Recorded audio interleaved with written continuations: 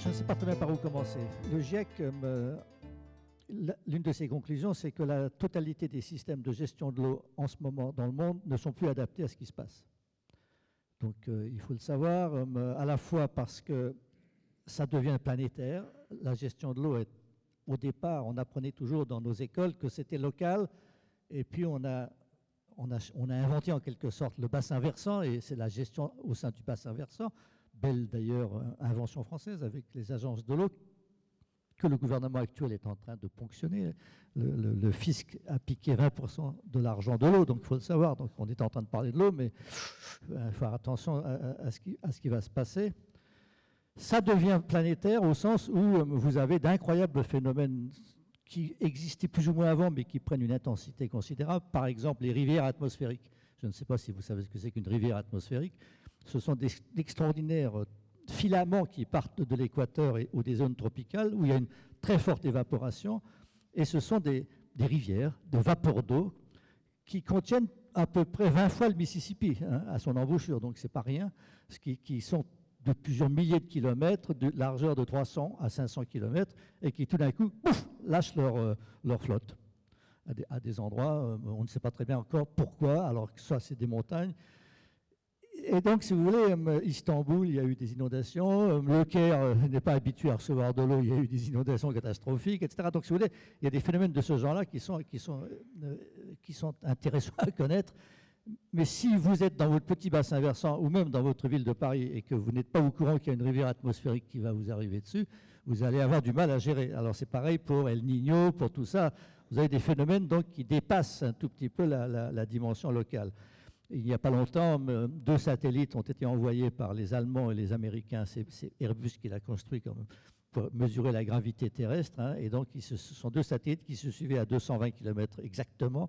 Et ils avaient des lasers pour calculer la distance qui les sépare au micron près. Et ils étaient là pour la gravité terrestre. Alors, la gravité terrestre, ça veut dire que quand il y a une montagne, le premier satellite, un peu plus, il accélérait. Et donc, on arrivait à mesurer le poids de la montagne, la gravité en quelque sorte. Mais on voyait aussi l'eau.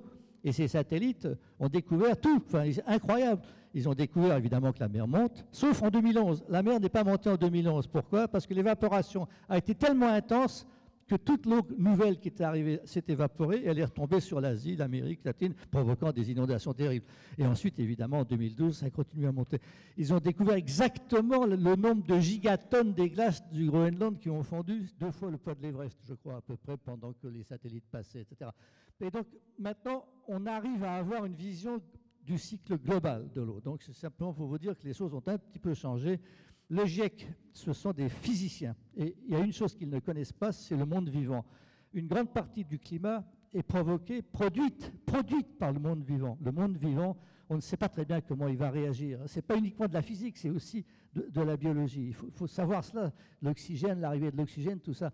Et alors en ce moment, tous les êtres vivants de la planète, plantes et animaux, sont en train de se déplacer vers les pôles pour éviter la trop grande chaleur. Ils vont à peu près à 20 cm à l'heure. Donc 20 cm à l'heure, vos animaux, vos plantes, ils montent aussi en altitude pour trouver de la fraîcheur. Donc le monde vivant est en train de s'adapter, de se modifier. On ne sait pas très bien ce que ça va donner. Mais donc c'est aussi beaucoup d'espoir.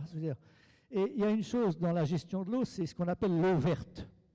Jusqu'à présent, nos physiciens, nos ingénieurs parlent de l'eau bleue, c'est-à-dire l'eau qui coule, on va irriguer davantage, on va chercher de les nappes souterraines. Vous savez que c'est surtout sous terre qu'il y a le plus d'eau, etc. Mais ils oublient cette chose très importante qui est l'eau verte, c'est-à-dire que l'eau verte, c'est tout ce qui est dans les sols, dans les plantes, l'évapotranspiration et tout ça. À partir du moment où nous savons que nous allons avoir 9 milliards de personnes à nourrir en plus, il va falloir de l'eau. On n'aura jamais assez d'eau bleue si on ne gère pas aussi l'eau verte de manière extrêmement fine. Et ça, c'est devant nous, en quelque sorte, les progrès de la gestion de l'eau, à la fois une vision planétaire, parce qu'il faut se méfier de ce qui arrive, et à la fois, comme disait Célia, une gestion locale, parce qu'il faut vraiment, dans le détail, faire attention presque à la moindre goutte d'eau. Voilà.